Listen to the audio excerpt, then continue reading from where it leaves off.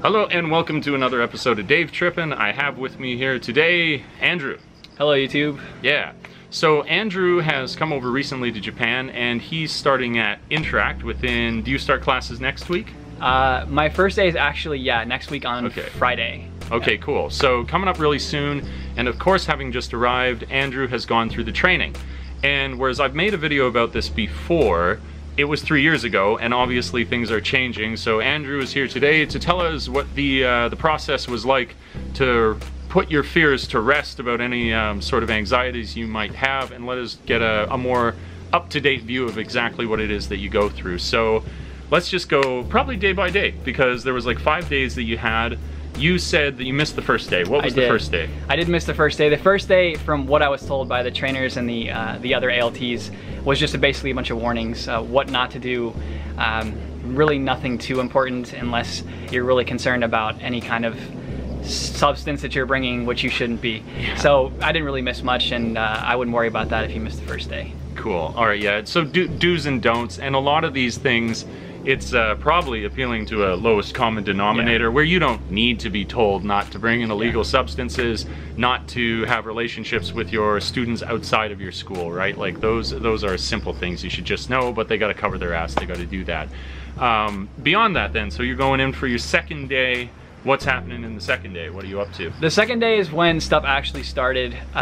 We got into the mock personal lessons or introductory lessons. So you prepared your photos, your country flag, all that stuff, and we ran through a few of those. Not everybody went, so if you did prepare this huge elaborate thing, you better volunteer, because if you don't, you'll never get to do it until it's time to actually do it at your school. Okay. Other than that, we just did practice elementary school stuff, warm-up games, greetings, things like that.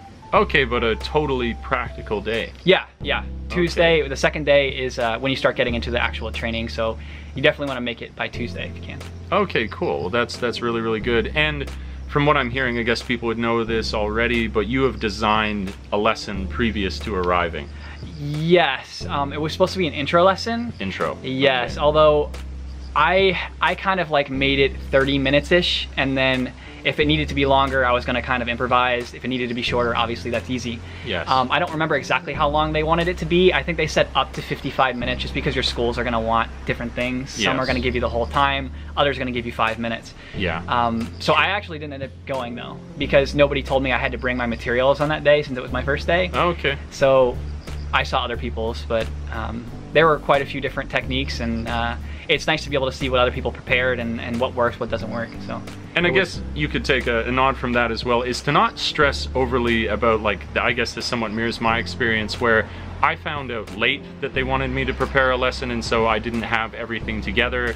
And if you're in that situation, don't panic. Like, they're not gonna ship you back to whichever country you're from. Yeah, totally fine. Like, somebody will pick up the slack, somebody will have it. If anything, just benefit, like Andrew says, take some notes on whatever it is that people are doing, or take from it whatever seems really useful to you. Yeah.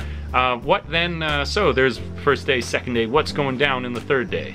Third day was more of the same elementary school stuff. We just started breaching the junior high school stuff.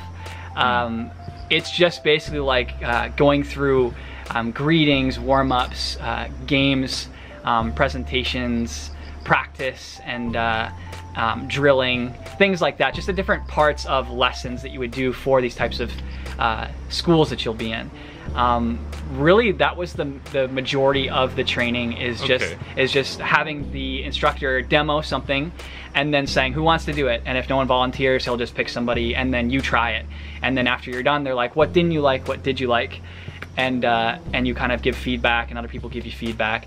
It's really good to take a lot of notes, I think. Okay, I was gonna ask. Because there were a lot of things, a lot of warm-up games, activities that I felt were very practical, and while they are available through Interac's resource, I don't even have access to it yet. Yeah. I'll probably get it here in like the next week or so, but I start classes in the next week, so it's kind of nice to have your own notes that are coherent to you.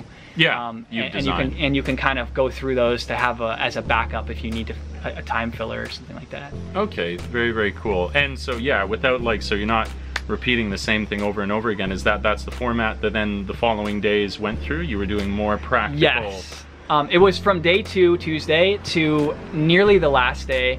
It was all just practical training. Really the only difference was what phase of the training that you were doing, whether it was greeting versus warm-up versus drilling versus, you know, what kind of activity it was. If it was a reading activity, a worksheet, or learning new words with flashcards. They even go over like how to hold the flashcards, and you go from forward to backward. You show the Japanese one time, and then you know, all kinds of stuff. So Tuesday through Thursday was basically that, just running through the different levels. They never really addressed high school though. Okay. Yeah, never really, and I'm high school, so that was interesting to me. Yeah. They were just kind of, when I questioned them about it, they're like, oh, well, high school is kind of just like, it's kind of like junior high school. It's not really that much difference. Okay. And so I don't know if that's true or not, but you know, I'll find out, I guess. We're like waiting to confirm this. Andrew is being told that he is the leader of your classes, correct? Yes, I'm at 4 high schools. 3 of which are normal, and 1 is actually a special needs high school. Yeah, all different locations, and in each of the circumstances I've been told, I haven't visited them yet, I will be visiting them next week, that I am the main teacher.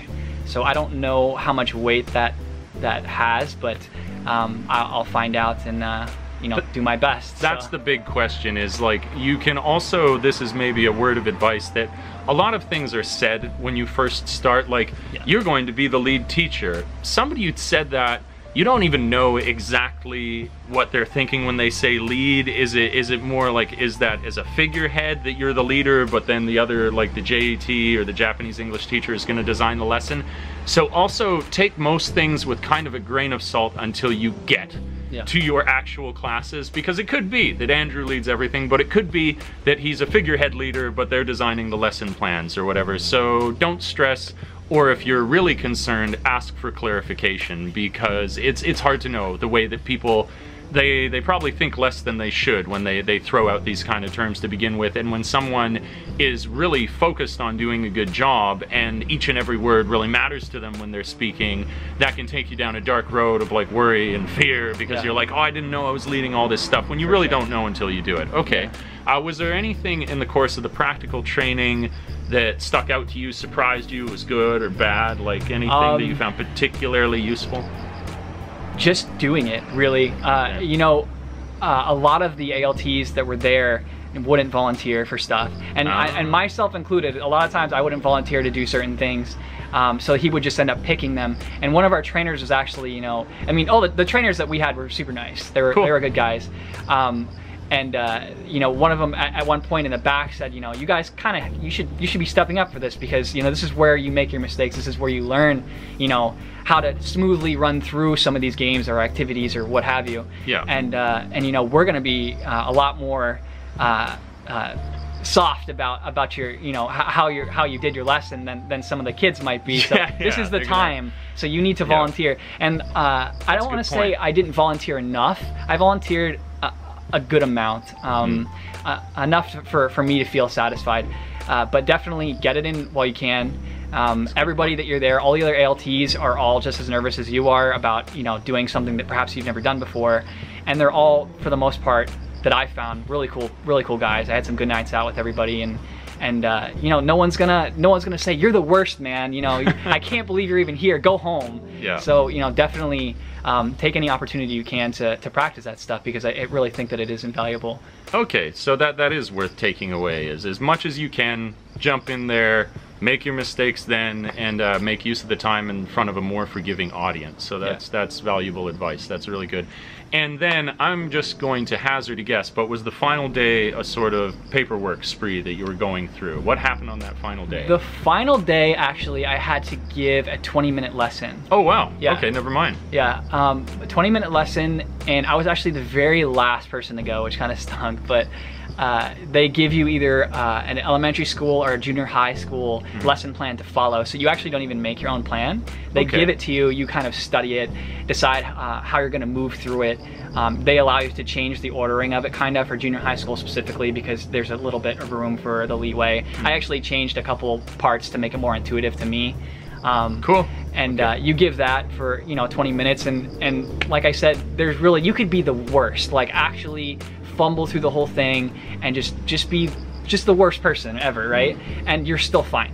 Like there's no, you're fired, like go home. There's, so, you know, just I would say look it over a little bit and just do your best. And you know, everyone's rooting for you. You're your own worst critic 90% of the time. So True. As long as you're trying and you're genuine and having fun, that's really what they're looking for. Yeah, and that's I like, that was a takeaway. I probably mentioned it in my other one, but it's cool to hear you echoing it now, where I was overly concerned with presenting the perfect lesson plan. Do not stress in this. Like your job isn't going to be that stressful, nor should your training be. So chill out, do what you need to do, and just flow with it. Like nothing bad can come from a mistake. Like I saw people actually far worse than myself even doing poorly, and they turned into like totally fine teachers after the fact. So don't stress, enjoy it. Okay, any final thoughts? We'll close off with a final thought from the training.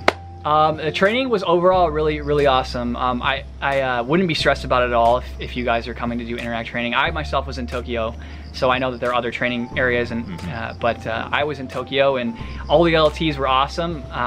You know, it was a really good time, low stress. The trainers are really nice. Yeah, it was just an awesome time. You know, I would.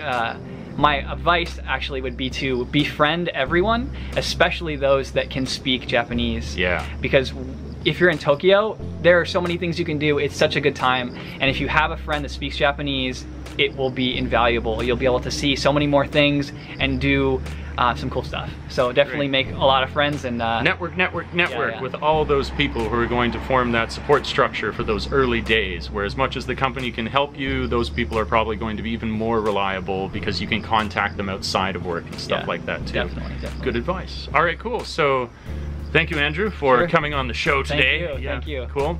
If you enjoyed the video, please do like, subscribe, maybe leave a comment about if you have done this training, or maybe with any other company here that you've done training. What was it like for you? What was your experience? Words of wisdom, let everybody know who's checking the video out. Yeah, all that good stuff. And I'll fade into the previous video. I was talking about the amount of money to bring. Check that out if you haven't and you want some thoughts on that. And I will catch you guys in the next video. Peace. Peace.